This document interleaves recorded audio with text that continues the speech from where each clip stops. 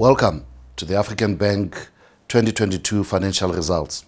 We're delighted that you could make the time to listen to how we're tracking on our Accelerate 2025 strategy of growing the African Bank as promised previously.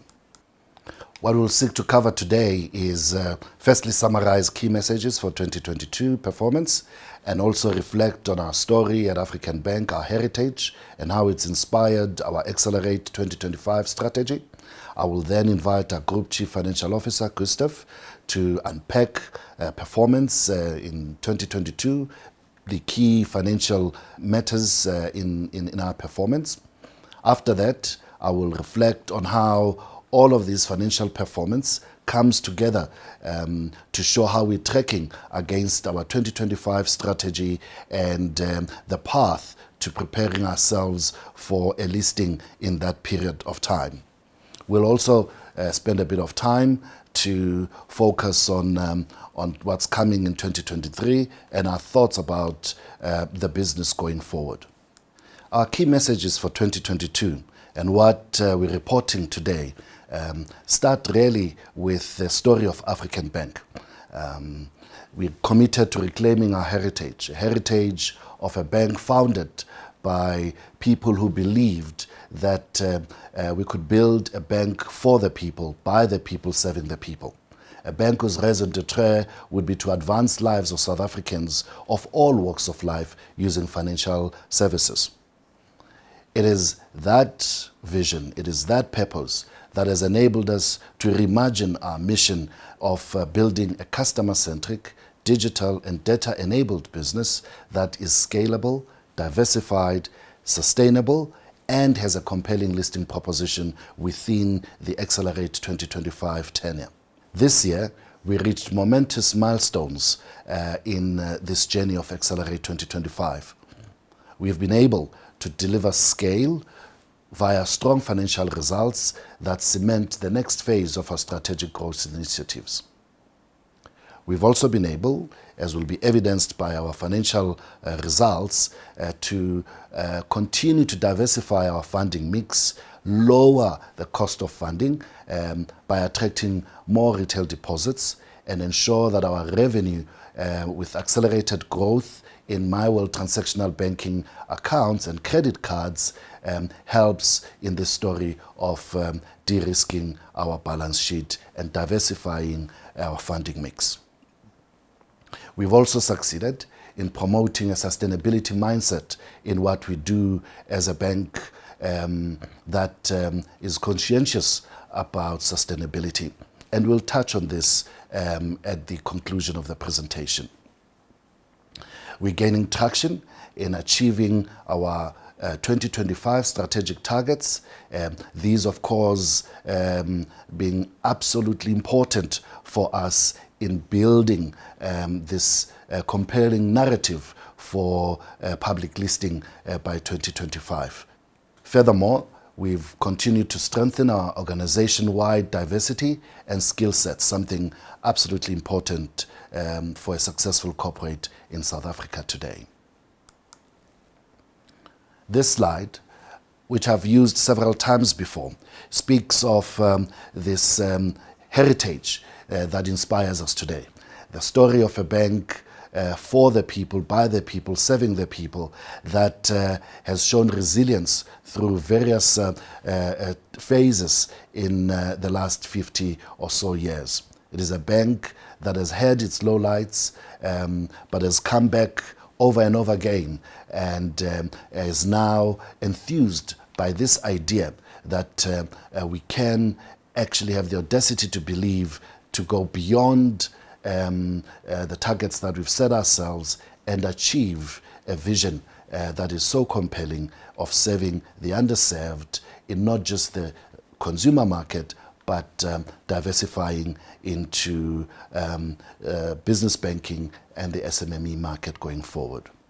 It is a story that has inspired Accelerate 25 strategy, which is, of course, a strategy that is anchored on two key pillars. Firstly, of strengthening the core of the business that we have today, of the customers we have today, the capabilities we have today. We seek to strengthen that core by ensuring that we build on existing digital and data analytics capabilities to improve end-to-end customer journeys and drive digitization. We also seek to strengthen the core of this business by ensuring that our IT systems are stronger, are stable, are available, and are secure to enable the current franchise to grow. We said we'll strengthen this core by ensuring that our sales force are transformed to be able to market to our customers this ever broadening range of solutions that our customers tell us they need from us. We said we'd strengthen this core by ensuring that our hybrid distribution network is optimized from the physical branch presence to both the direct and digital channels that our customers want to be able to choose to interact us with at any given point in time. When we do these four strategic themes, we know that we're strengthening the core of our business. And our performance in 2022 is evidence that the core of this business actually is being strengthened and is behind our very respectable performance in 2022. Now, there's been a lot of news about how we've expanded the core of African Bank in 2022. There's a good news around our inorganic growth that has enabled us to have confidence in fast-tracking our re-entry into the SMME and business banking. There's a lot of good news around how we are expanding the core with the key alliances partners that we are bringing into our fintech banking and platform banking, and we'll talk a little bit more about that as we look forward into 2023. But really, the core that has worked for us in 2022 has been the non-headline news around how the current capabilities, current franchise has been significantly strengthened. All of this, of course, has meant that we had to look at how we work.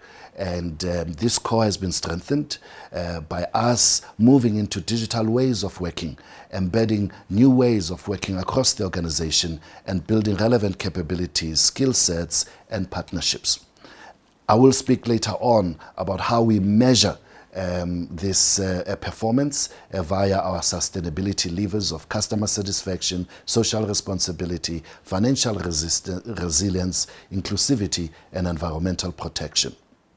However, all of this is done within dynamic and evolving culture at African Bank that values sustainability, creativity, transparency, collaboration, empathy, and excellence. It is a truism in our lives that culture eats strategy for breakfast, lunch, and supper. And that is why in both our strengthening the core, organic moves that we are making, and in how we expand the core, we keep tapping on this African Bank way of doing things, African Bank culture. I would like now to invite Gustav, our Group CFO, to unpack the 2022 financial performance for us.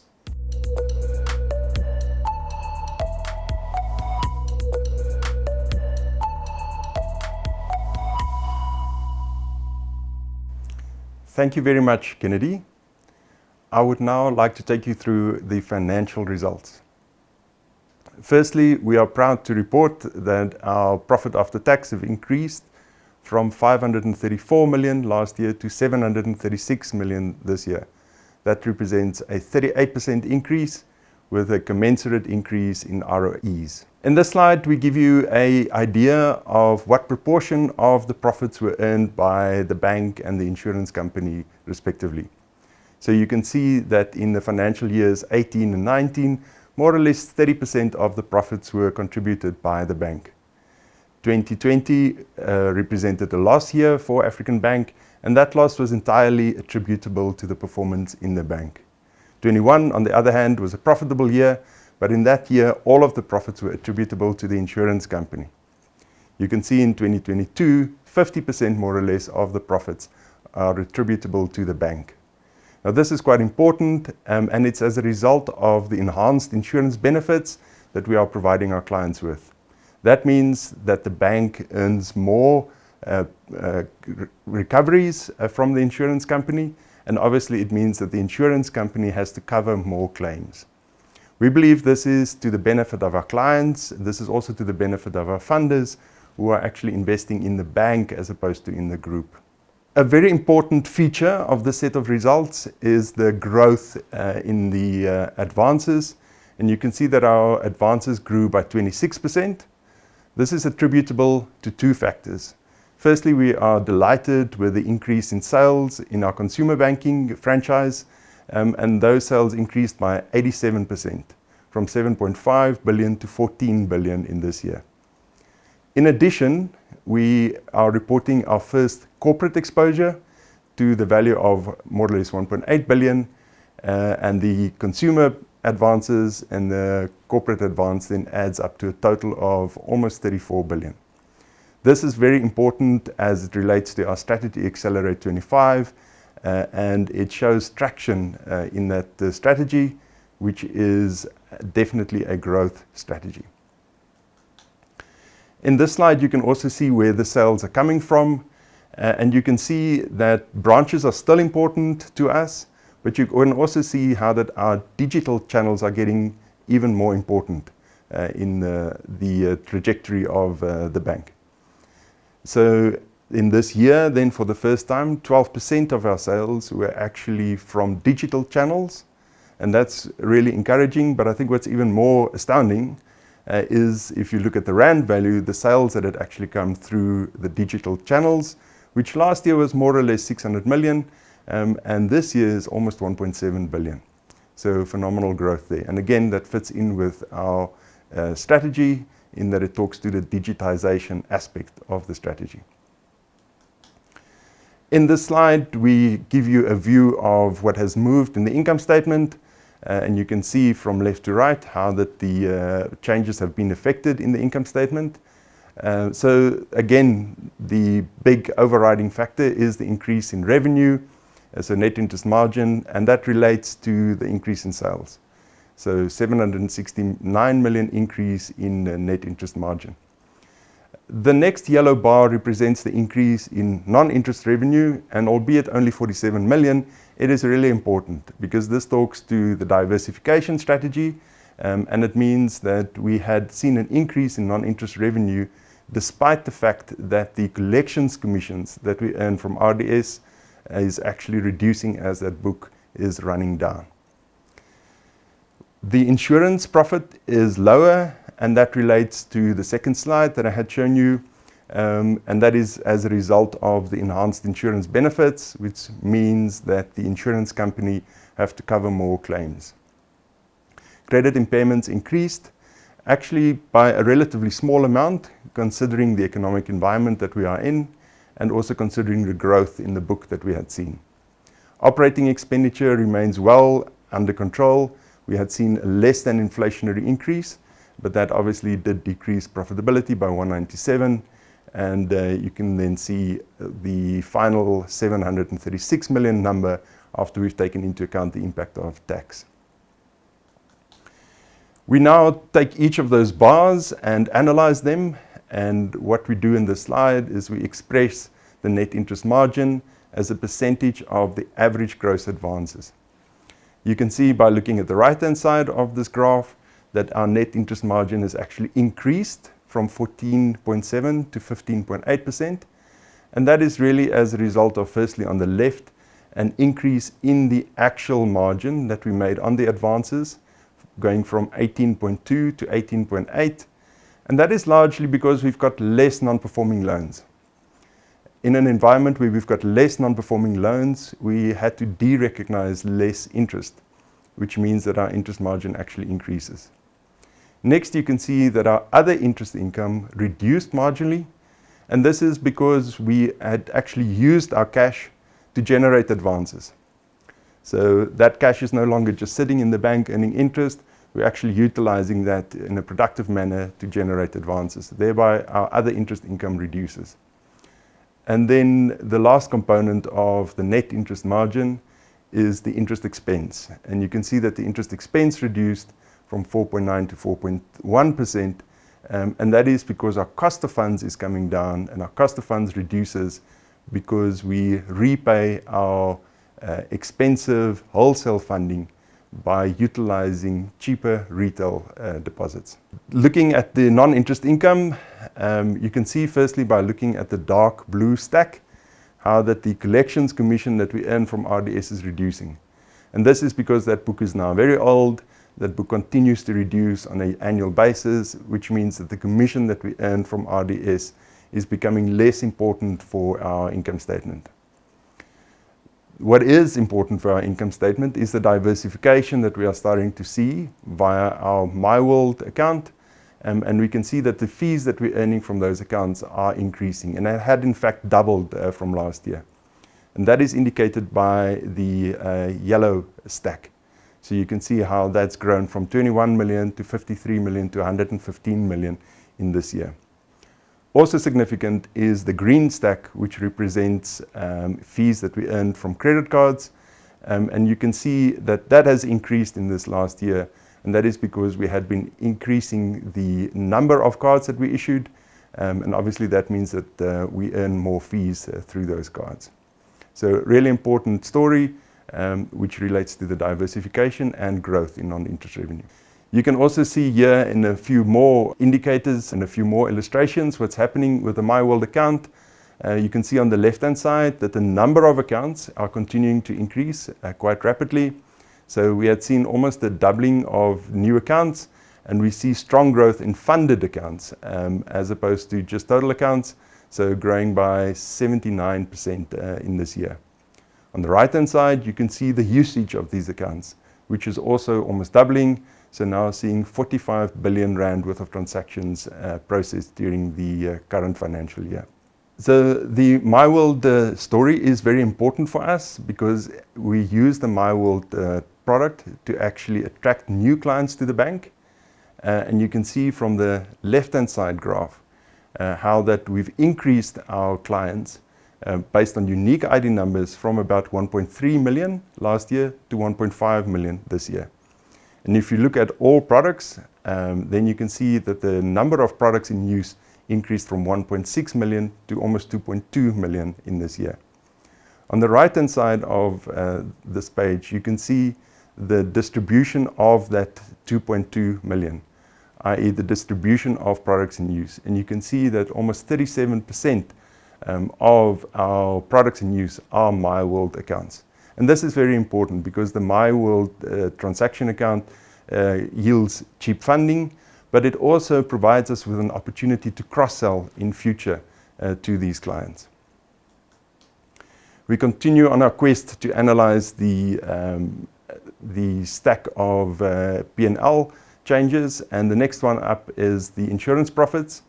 You can see on the left-hand side that the premiums increased, and that is to be expected since the advances increase. You can see that the claims cost actually declined, and that's very significant. Because we've enhanced the insurance benefits in the current financial year, you would have expected the claims cost to actually increase.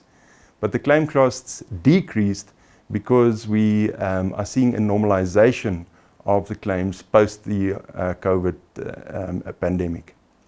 You can also see that there had been very little movement in the actuarial reserves. In fact, the actuarial reserves went up slightly because of the enhanced insurance benefits and because of potential increases in claims. Whereas last year we actually had a reduction in the reserves because of the normalization post-COVID. So the net of all of these things are that the insurance profits reduced. We show you here the claims ratio, and you can see that the claims ratio peaked last year in FY21, and it's now starting to reduce. And again, that is despite the enhanced insurance benefits, it's reducing because of a normalization post-COVID-19. And we would expect this trend to continue in the next financial year. Credit loss ratio changes is a very important part of these results, and it needs to be borne in mind that we have a growth strategy, and as a result of the growth strategy, you would actually see very interesting moves in the impairment charges. So we had signaled in prior year presentations as well that you would expect the credit loss ratio to increase as the book is younger and as we sell more new accounts. We also signaled that we are normalizing our impairment calculations and that we are bringing our calculations more in line with the market. That means that we are actually introducing curing. So then starting from the left, you can see how that the contribution to the credit loss ratio of new accounts have increased very markedly from 2.9% to 4.2%. And again, when you grow your sales by 87%, you would expect those more newer accounts to actually start contributing to the credit loss ratio. Secondly, you can see that the credit loss ratio contribution of the existing book has also increased. And this we had signaled to you before when we explained that the book will become younger as we sell more. A younger book attracts higher impairments, but we had also seen a worsening macroeconomic environment, which we had anticipated by raising overlays. So we therefore were in a position to release those overlays as the contractual delinquency buckets and the performance of the accounts had actually worsened as predicted. You can then see in these negative blue stacks the impact of 1, the enhanced insurance benefits, and 2, the curing that had been introduced. So in accordance with Directive 7 of 2015 of the SARB's directives, we have introduced curing, but only for accounts that are under debt counselling. There are still opportunities in future to introduce curing for other accounts. We had also, as I said, enhanced the insurance benefits, which meant that the bank earned more recoveries at the cost of the insurance company. All of these things also had an impact on the write-off definition. So because the bank was earning more cash, we had to move the write-off definition further. So these 3 things, the write-off definition, the curing, and then the enhanced insurance benefits had actually neutralized the negative impact that we had seen coming through in the book and also coming through as a result of the growth in the book. We also again make note of the fact that we de-recognized less interest, which also has an impact on the credit loss ratio. So the net of all of these things is that the credit loss ratio actually improved in a very difficult environment. Going forward, we would expect to see similar trends. We would expect to see increases as a result of growth, as a result of the macroeconomic environment, but we are still on a quest to normalize our non-performing loan calculations, our curing practices, etc. So you should therefore expect to still see some of these negative blue bars coming through. Also note that in future years we would have the benefit of a diversified book. Grindrod will still need to be accounted for in these numbers, and that will also lead to a more normalized and reduced credit loss ratio going forward. Following on the impairment slide, we are reflecting on this slide the cash that we've collected on the book and specifically on the non-performing book and also on the written off book, so post right of recoveries on accounts that we had written off in prior years. And you can see that the total of these stacks remained more or less stable, and that is despite a worsening macroeconomic environment. It's also because of the enhanced insurance benefits, and then it had been impacted by the change in the write-off definition. If we look at early risk, this is a slide that we've shown you consistently through other presentations, and you can see on the x-axis quarterly origination tranches, and you can see on the y-axis indicators of delinquency. And what you can see is that during COVID, we reduced our risk appetite significantly, which meant that the early risk indicators actually came down. During the last financial year, we started to normalize our risk appetite and our underwriting criteria, which meant that this chart started to normalize. We are and remain concerned about the macroeconomic environment, and as a result, we have introduced tightening measures in August and again in October, which would have an impact on this trend in future financial years. Our last chart dealing with profit and loss items is the operating expenditure one. And you can see how OPEX increased from 3.1 at the left-hand side of the graph to 3.3 on the right-hand side. And that is to be expected in an environment where we've got an inflation rate sitting at around about 7%.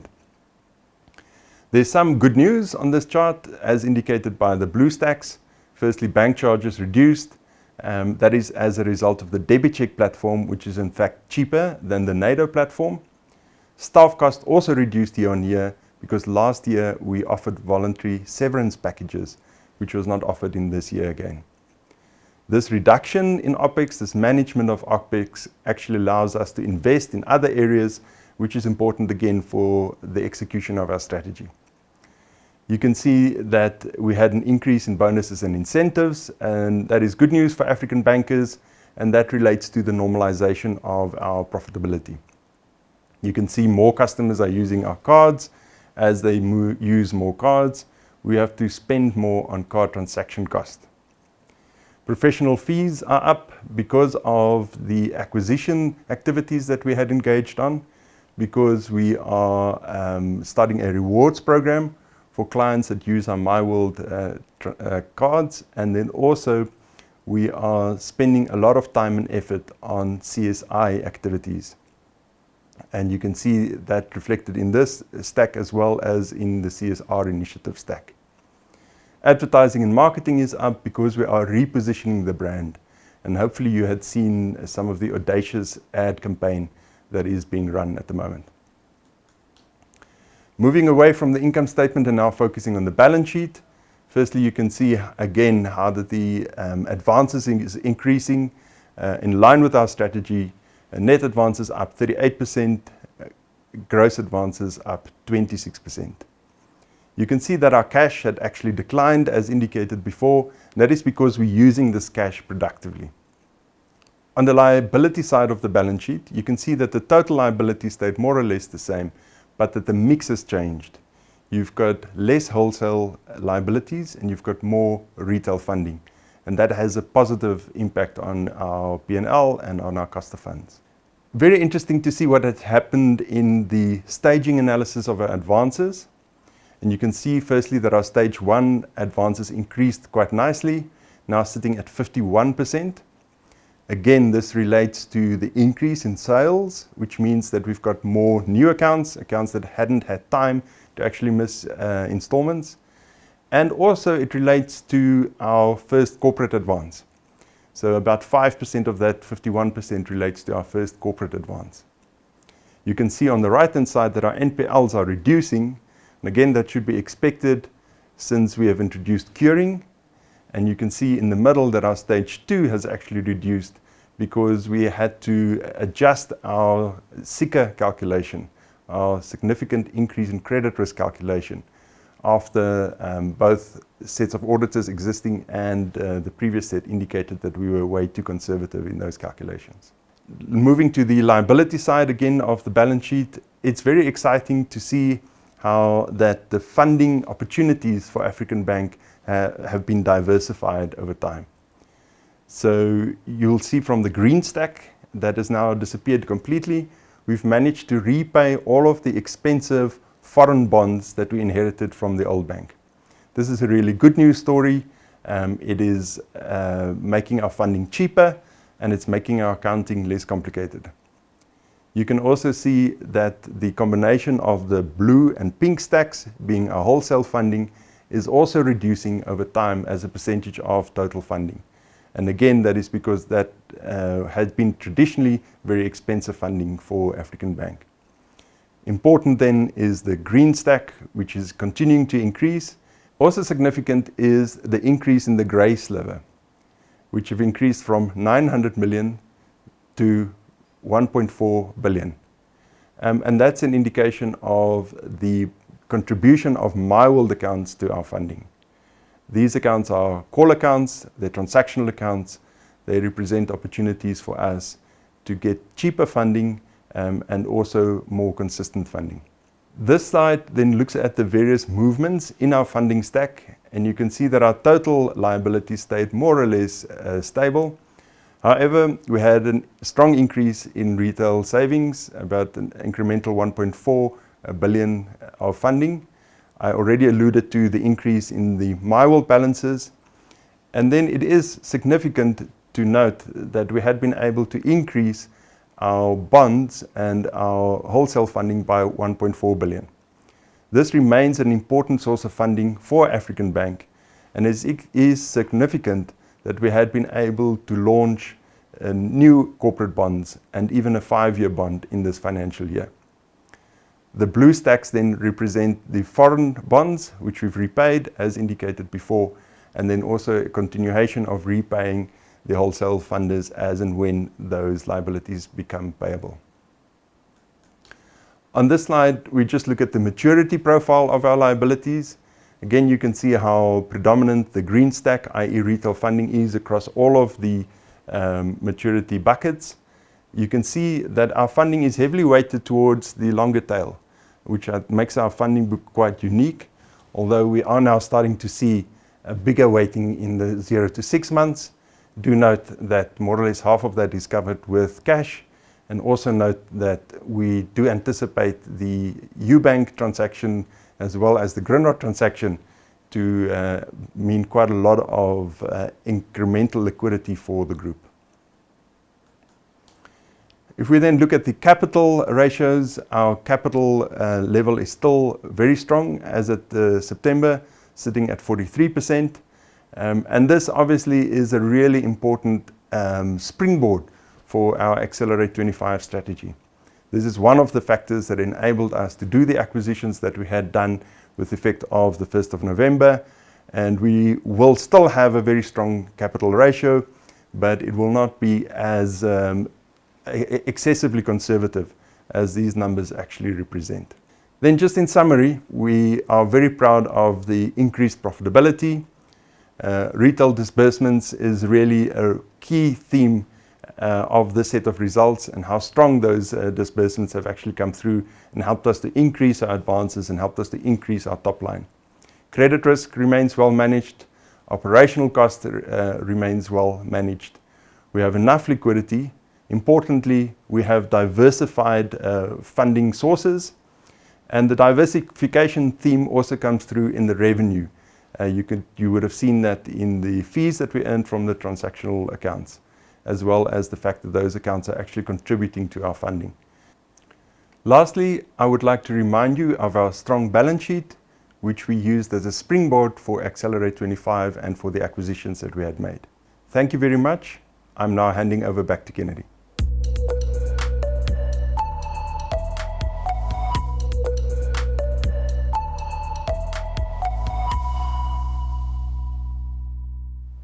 Thank you, Gustav.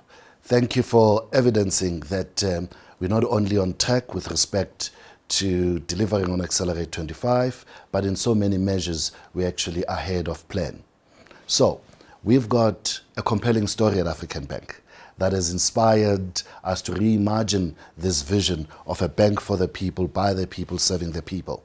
It is a vision whose purpose is to enhance lives. It is a purpose statement that enables us to obsess around a mission statement of building a customer-centric, digital and data-enabled business that has scale, sustainability, and a compelling listing proposition going forward. Now, that compelling listing proposition, we measure via sustainability levers. So the 5 windows that we use to measure whether we are actually building this narrative for a compelling public listing proposition at pace are customer satisfaction, social responsibility, financial resilience, inclusivity, environmental protection. We believe that if we meet our objectives within these buckets of sustainability levers, we will indeed be making progress in building a compelling listing proposition for our people and for potential investors. The first of our sustainability levers that we look at is, of course, customer satisfaction. We're delighted that in 2022, we've been able to increase our active customer numbers from 1.1 million to just over 1.54 million, on track to get to that 3.5 million target in 2025. Our SA CSI results came back, placing us first overall in the market, something that we really are grateful to our customers about and something that we hold very dear. We aim to keep this number one position right into 2025. We launched our business bank and SMME business in 2022, starting with 0 SMME customers, and the target is once again to get to over 100,000 in 2025. We're confident that we'll be able to meet this stretch target. The Net Promoter Score is an important measure because, once again, it is one of those measures that come from the customer. It is the customer's feedback about whether they would be keen to, after dealing with us, promote us to other customers. The target for 2025 is just over 50. We're happy that we're already at 65, and we hope to continue outperforming this measure. The percentage of retail deposits, our target for 2025 is 70%. We're happy that already in 2022 we are at 74% and ahead of target. The second bucket that we measure in sustainability levers is, of course, social responsibility. Under this measure, we committed ourselves to be ranked on top employer in South Africa. We're delighted that in 2022 we applied and were certified, and we'll start getting ranked in 2023, and our target is that by 2025 we should be in the top 5 ranking overall. We are on our way in implementing this milestone. Secondly, our target in 2025 is that we need to be ranked number 1 on the For Good platform as enterprise in South Africa. We are currently ranked number 5, having recently been certified on the For Good platform, on track again to meet this target. The hours undertaken on corporate social responsibility initiatives in 2022 were 7,579. We started measuring these hours only in 2022. These, of course, being the hours that African bankers put in support of CSI projects in South Africa, not just throwing money at the problem, but getting invested ourselves, not folding our arms, but getting in there ourselves. Our target here is to have spent over 20,000 hours over 4 years. At 7,579, we are on track to meet this target. The next bucket that we measure under sustainability levers is financial resilience. Here we look at a number of financial indicators that we believe investors will also be concerned about to consider us as an investable proposition in the near future. The first one is the non-interest income to total expenses. Our target for 2025 is 80%. We sit from almost 0 in the last 2 years to now 35.4%, and we're delighted that we are on track to meet this target.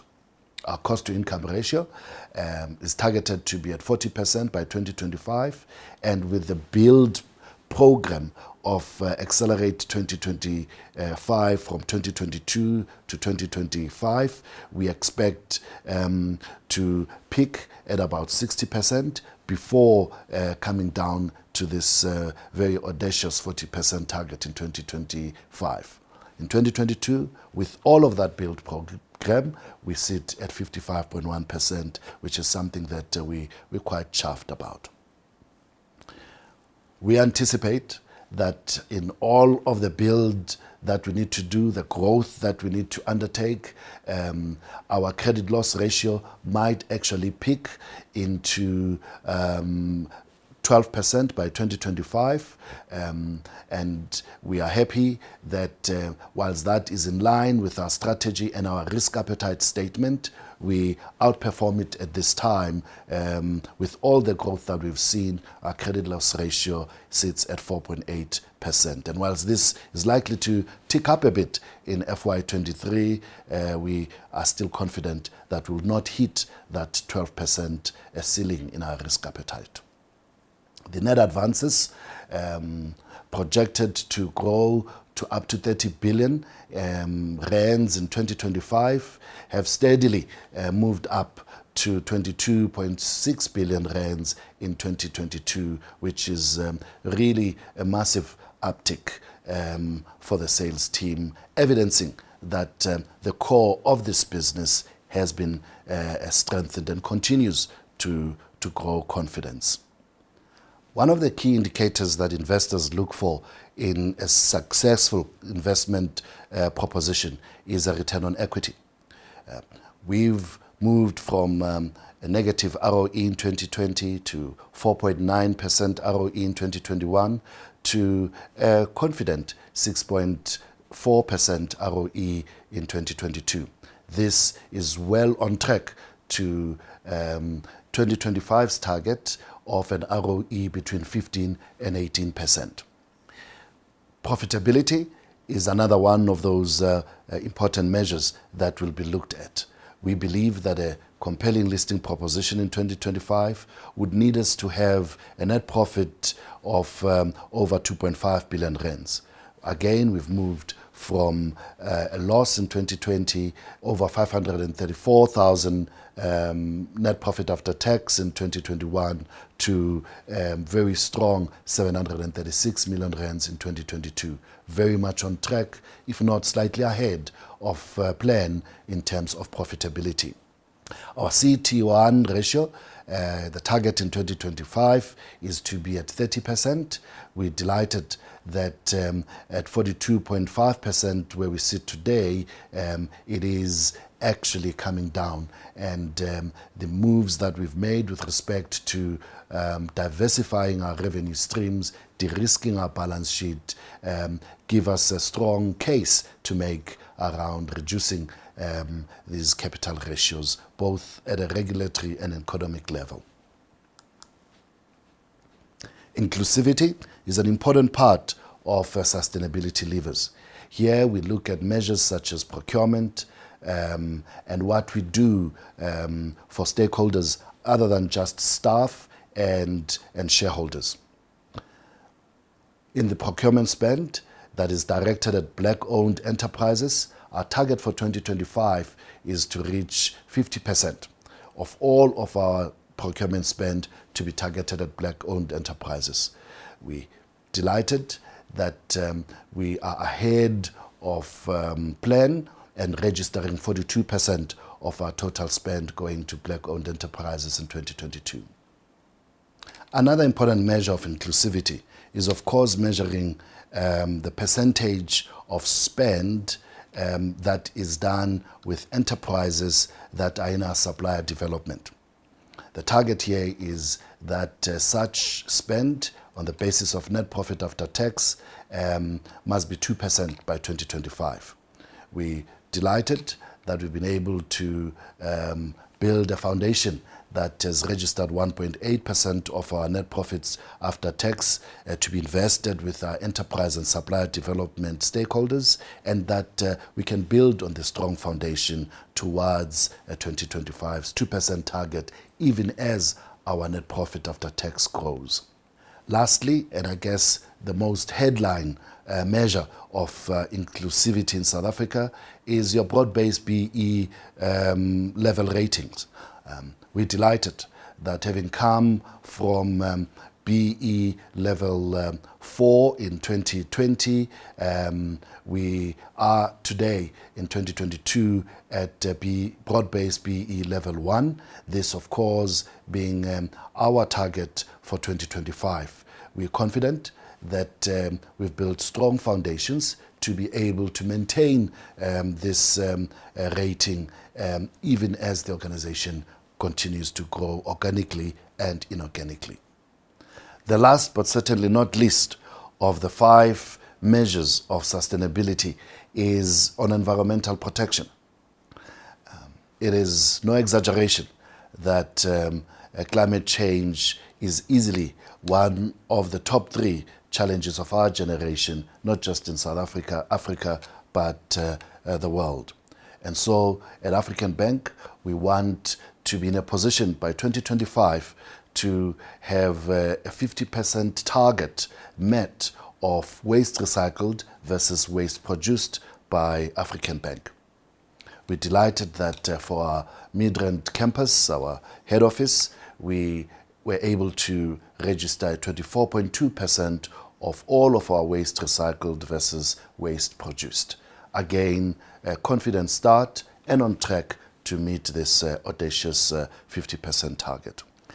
The recent COP27, the first to be held in African soil, held in Egypt, put again the spotlight of the world on climate change and the need for all of us to reduce carbon emissions. Our target at African Bank is that by 2025, we need to have reduced our own carbon emissions by 30%. This, of course, is a stretch target, not measured before, and has in 2022, unfortunately, been hampered by increased usage of diesel due to load shedding. We're working on this, and I'm chuffed that as I speak to you today, our entire car park at the Midrand campus is under renovations to put in solar power channels and advance us in renewable energy spend in 2023. We're confident that we will meet this target come 2025. The 5 key sustainability levers that we've just looked at hopefully evidence the fact that the performance in 2022, largely driven by strengthening the core of our current business, current capabilities, and current customer base, has taken us much further in implementing Accelerate 25 strategy, and in many measures, we are quite ahead of plan. This is a very important milestone for us at African Bank and emboldens us to look forward with confidence in the plans that are ahead. It is really the evidence to continue to have the audacity to believe that we can build this customer-centric, digital and data-enabled, diversified business that has got scale, is sustainable, and has a compelling listing proposition. But before that, let's just spend a few moments on key focus areas for 2023. There's actually 3 of them. To go into a little bit more detail on these 3 focus areas, the first one, of course, being integration. You'll recall that on the 1st of November, the Grindrod Bank acquisition became effective and all approvals received. This acquisition is of significant strategic import for us as it enables us to expand beyond retail banking. It enables us to expand into that middle of the pyramid business bank segment and also build our digital SMME offering behind it. The product and service diversification that comes with Grindrod Bank enables us to have immediate access into this new core of the bank. But it also helps us to diversify our revenue streams beyond just retail banking, de-risk our balance sheet with all the benefits that come with that. It also brings with it the benefit of considerable liquidity and sizable corporate depositor base, which we currently do not have. It enables us to do all of these things such that our capital plan, management plan going forward could be quite compelling for a consideration of reduced regulatory and economic capital requirements, which will aid our growth ambitions. Again, on the 1st of November, the approvals for our acquisition of Ubank's assets and liabilities were all granted. The acquisition of Ubank is particularly important for us, not only because of the proud and history of Ubank and what it represents, particularly in the mining communities for mine workers in this country, across the South African Common Monetary Area. Ubank has got a heritage and a story that resonates strongly with African Bank. And us now being able to own its assets and liabilities enables scale into our retail franchise and adds into this core of our retail bank getting strengthened even more. We are able to leverage the unique market position that Ubank has in the mining sector and mining communities, and also benefit from its loyal customer base that have stuck with Ubank even through the tumultuous times of curatorship. This business also strengthens our diversification of our funding mix as it brings a very strong retail depositor base that we look to serve going forward. Both the acquisitions of Grindrod Bank and Ubank present growth and development opportunities for our colleagues in all three banks. We're working hard in ensuring that the integration that we're now embarking upon in 2023 brings about these opportunities for colleagues' personal development and growth within the much bigger African Bank. We are excited about the prospects both for colleagues but also for our customers in this integration journey of the three banks. I said earlier on that the second key focus area for us in 2023 is this laser-focused execution of Accelerate 25 strategy. Such focused execution has demanded that we review our operating model. We have chosen an operating model that allows us to put our customer at the center of everything we do, and therefore launched consumer banking under Sibongiseni Ngudze and business banking under Zweli Manyati, and configured the rest of the organization such that we'll support these businesses which are closest to our customers. Of course, this enabling us to put even better meaning onto this ideal of customer centricity. 2023 will see us get even much closer to our customers in terms of making sure that within consumer banking and business banking, they see us not only more agile, but data and digitally enabled in how we serve their needs. A few months back, our major shareholders announced that they have mandated African Bank to manage an IPO process which would give them an opportunity to exit their shareholding at African Bank. This is a mandate for us to prepare the organization for an initial public offering. We're working hard in 2023 to ensure that all processes are in place for a successful IPO.